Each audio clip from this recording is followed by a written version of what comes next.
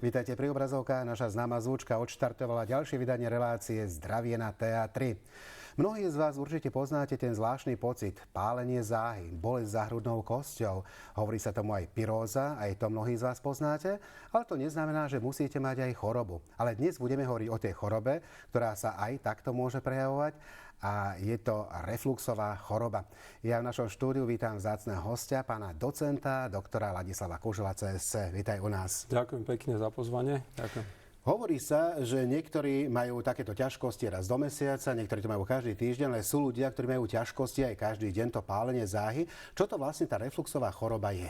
No, aby sme to skrátili, lebo to je ozaj téma na niekoľko aj hodinového vysielania.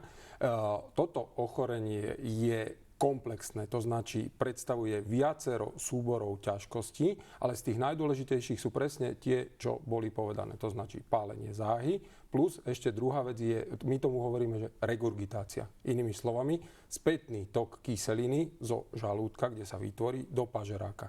A to sú vlastne tie ťažkosti, ktoré pociťujú pacienti.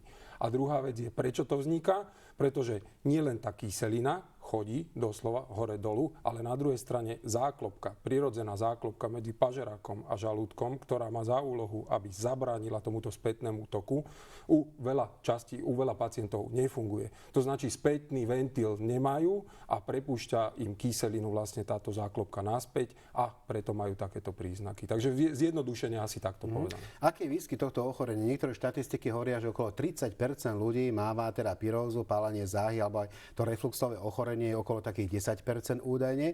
Aká je pravda, ako je to u nás na Slovensku? No, ako s inými ochoreniami, dáta máme tak nie úplne kompletné, že opäť môžeme len hovoriť o vlastných skúsenostiach, tak jak ty zo svojej ambulancie vlastne aj u nás vidíme. Je to extrémne časté ochorenie a skôr už by som povedal, že tých 30% je málo. Z toho, čo vidíme v dennej praxi a keď hlavne človek sa cielene pýta, pretože veľa pacientov si na tieto príznaky zvykne. On proste uspôsobí svoj život ťažkostiam, čo nie je úplne správne. Lebo tie ťažkosti sú vždy nejaký varovný signál, varovný prst, že pozor, niečo sa deje. Ale veľa ľudí si povie, toto nejak prechodím, nájde si nejaký ten svoj mechanizmus. Takže keď sa cielene pýtame, podľa mňa aj 50%. Čiže to je ten vrchol ľadovca, pretože nie každý, kto má aj ťažkosti, musí prísť za lekárom, ale má rôzne iné metódy na to, od sódy, bikarbóny, neviem, aby mu ťažkosti ustúpili.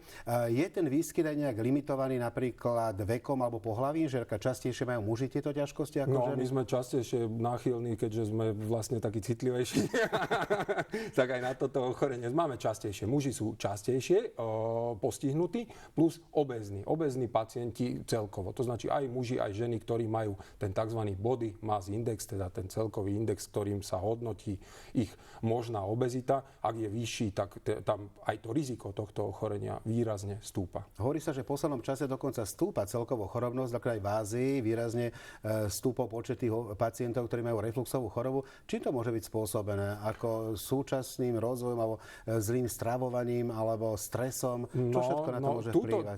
Touto chorobou sme sa už dostali medzi rozvinuté krajiny, lebo ináč nie som si až tak úplne istý, ale pri tejto chorobe totiž. Škoda, táto choroba, ekonomicky. Áno, však práve. To už som nechcel načrtnúť, nemáme toľko času tiež. Ale táto choroba má tú v úvodzovkách nevýhodu. Čím kvázi bohatší život na veľa stravy, rôzne podnety takého nezdravého životného štýlu, čo si v dnešnej dobe veľa ľudí snaží sa dopriať, i keď je to ako poteší to dušu, ale to telo veľmi to nepoteší, tak toto je vlastne najdôležitejší faktor a najvýznamnejší v zostupu tohto ochorenia.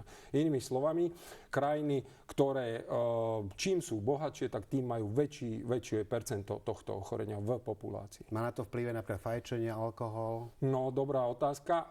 Každému pacientovi vlastne hneď prvú otázku, keď teda zdiagnostikujeme toto ochorenie, dávam na fajčenie. Pretože fajčenie a toto ochorenie vlastne nejde dokopy. Inými slovami, my môžeme potom robiť všetko preto, aby sme vyliečili pacienta.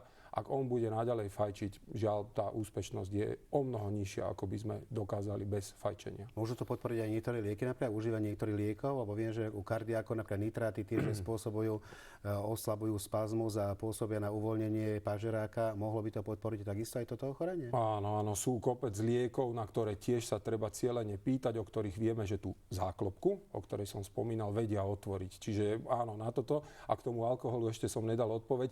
Ten našťastie, v úvodzovkách pre tých Slovákov, preto hovorím našťastie, nie je až tak rizikový faktor. Takže tam skôr netreba až tak cieľene pátrať, ale tie cigarety určite áno. Akože Slováci nepijú? Alebo...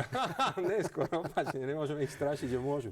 My samozrejme chceme dnes povedať našim divákom o tom, čo všetko sa môže aj stať. My vieme, že aj komplikácie môže vyvolať toto ochorenie, ak sa nelieči. Čo všetko môže sa stať, keď nie je liečená táto refluxová choroba? No, začneme tými menej hrozivými. Toto ochorenie postupom času, ako jeho často stúpali aj naše poznatky. A naše poznatky ukázali, že existuje extrémne množstvo, my tomu hovoríme, že extraezofágové, inými slovami povedané mimo pažerákové prejavy.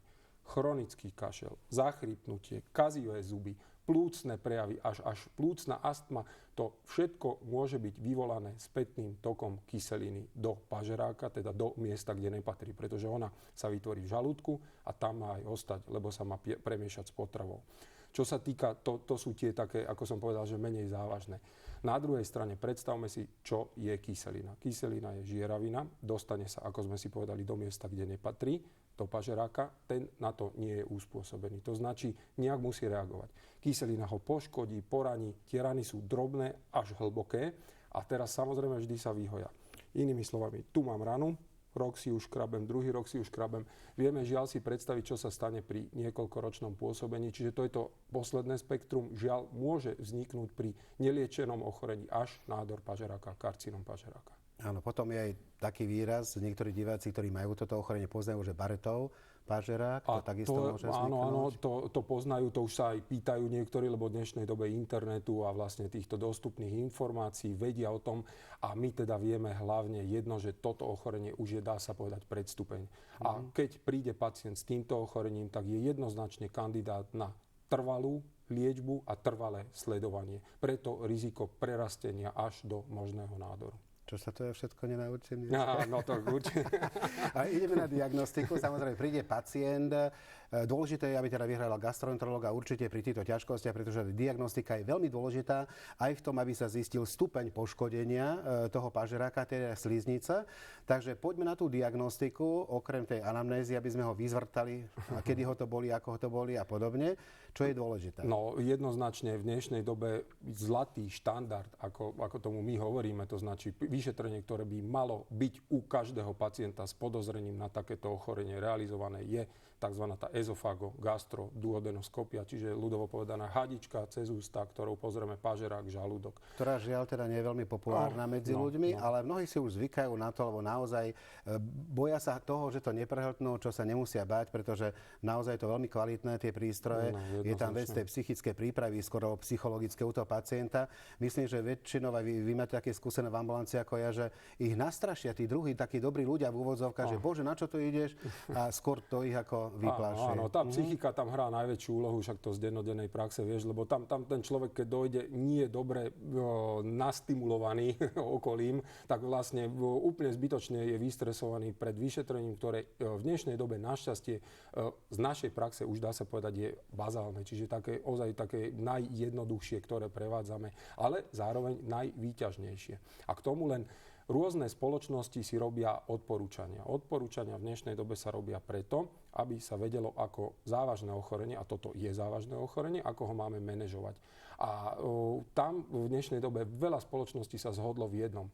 U každého pacienta, ktorý má takéto príznaky, to značí, ak sme si hovorili, buď záha alebo spätný tok kyseliny, aspoň raz za život by gastroskopia mala byť urobená. Takže netreba sa báť.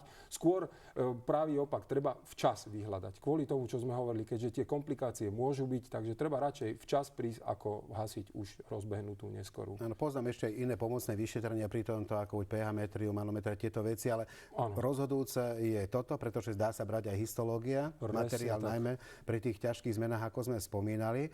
Takže máme diagnózu, zistili sme, čo pacientovi je, aká je liečba, ako sa postupuje. Určite tam patria, tým, že sme to naznačili na úvod, že to môže byť spôsobené aj tou diétou a ako i ľuďom dobre blahobyt, takže tým zrejme majú aj viacej tukové jedlá a podobne. Čiže určite nastavujú také dietné a režimové opatrenia na prvom mieste. Áno, tým určite začneme.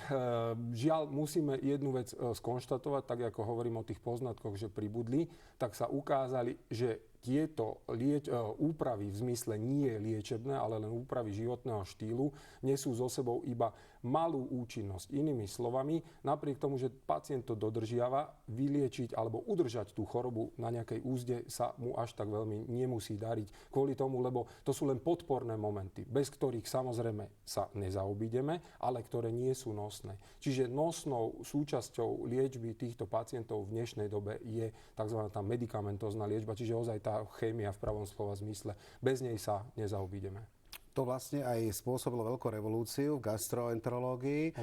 Najskôr boli H2 blokátory, ale teraz sú inhibitory protónovej pumpy, ktoré sú teda number one v tejto liečbe. Tak, aby sme možno vysvetlili, že o čo ide, sú to vlastne lieky, ktoré tak účinne dokážu potlačiť tvorbu kyseliny, napriek tomu, že nezabránia jej úlohe pri trávení, že vlastne zabraňujú tomu sítnemu toku bez toho, aby kyselina mohla ďalej fungovať. Inými slovami, ona trávi, ale už nevybehne do pažeráka v takom množstve, aby ho poškodila a robila problémy.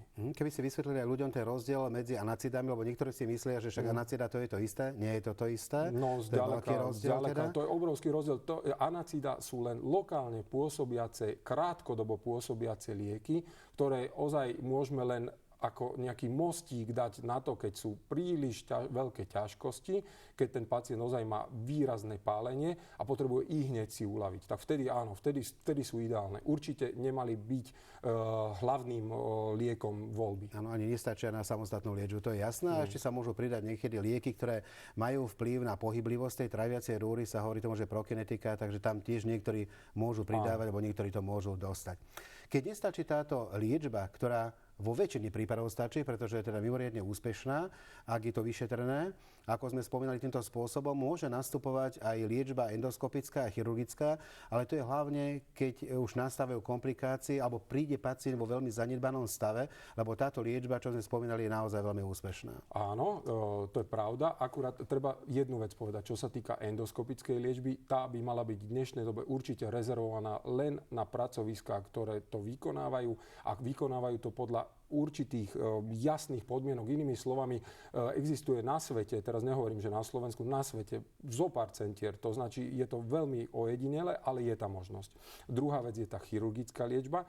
Tá v dnešnej dobe tým, že sa prepracovala metóda a už sa to robí tou tzv. Laparoskopickou cestou, čiže bez nutnosti otvorenia brucha, ukázala sa byť natoľko účinná, že v dnešnej dobe, ak máme pacienta, ktorý povie, no, ja nechcem doživotne brať lieky, tak má alternatívu. Má tu možnosť, áno, môže sa mu ponúknuť chirurgia, lebo účinnosť chirurgického zákroku u takéhoto pacienta je porovnateľná s týmito úplne účinnými a efektívnymi liekami, o ktorých sme teraz si povedali. A je dostatok pracovísk, ktoré robia túto chirurgickú liečbu nás na Slovensku? Našťastie už to trošku sa zlepšila tá situácia. Však sám vieš, u vás v nemocnici ste to kedysi rozbiehali, mali ste vlastne tútora všetkých chirurgov, ktorí žiaľ už musel odísť zo Slovenska. Takže našťastie sú tu následovníci a sú tu centra, kde môžeme bezpečne odoslať pacienta. A samozrejme aj ten pacient je tak zmanéžovaný, ako keby bol operovaný inde. Keď povieme pacientom, že slovo gastroenterológia, každému prvé napadne, že sa Helicobacter pylori tam niekde motá. Takže nedá mi sa opýtať, akú má súvislosť napríklad Helicobacter pylori, táto baktéria, voči ochoreniu, o ktorému dnes rozprávame, teda o refluxovej chorobe. Má nejaký vplyv na to? Strašne veľa sa o tom písalo, publikovalo, študovalo. Skrátim, nemá.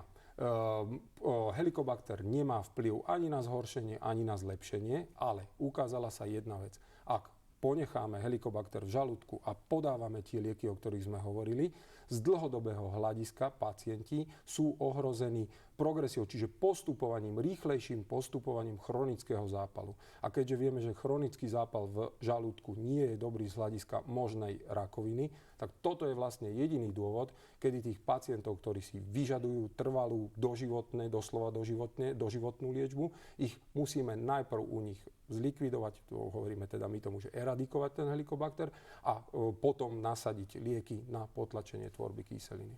Ďakujem veľmi pekne. Ja Dámy a páni, som skutočne veľmi rád, že dnes si našiel čas špičkový gastroenterológ na Slovensku, pán docent doktor Ladislav Kušela, CSC. Ďakujem pekne za návštevu. Vám ďakujem samozrejme za pozornosť a už teraz sa teším na ďalšie stretnutie pri novej téme spolu s vami v zdraví na TA3. Opäť o týždeň. Dovtedy dovidenia.